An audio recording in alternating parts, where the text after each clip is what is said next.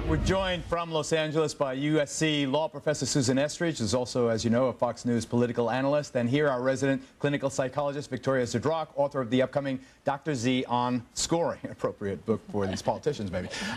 Professor Estridge, Susan, you know, I thought this guy was going to be governor. I love him to pieces. He's doing a great job. His approval rating until just a couple of weeks ago was in the high 70s.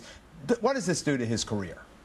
Well, it's sort of a black mark. But, you know, Geraldo, if this were 10 years ago, you might write him off. But everything has changed. I mean, I think Bill Clinton changed the rules. You've got Judy Giuliani on the front page of today's New York Times saying she met the then mayor when he was married with young children at Gracie Mansion and describing their first date with a married man, and I don't think that's going to hurt him. You've got Fred Thompson with a wife who some describe as a trophy wife.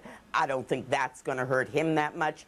So I think Antonio will survive. The big betting out here, Geraldo, is whether there's only one other woman or whether there's another other woman. And if they keep falling, then it's a little more complicated. So you think he still has a future unless there's a lot more on the resume?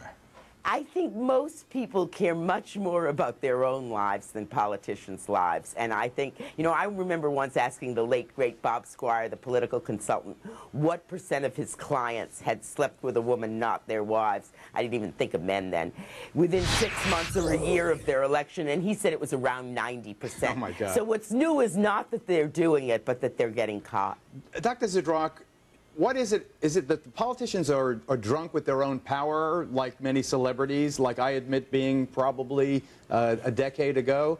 What is it? Well, power, prestige, status, these are great aphrodisiacs. So unquestionably, and they're also very corrupting. Access, opportunity, all of these factors play into this. But why does the anchor woman, in this case, a very reputable and talented journalist, put so much at risk? Well, because there's a certain thrill to this. And again, women are attracted to men in power and prestige. And especially when you're as popular as this guy in that particular town. I'll see you later, Dr. Z.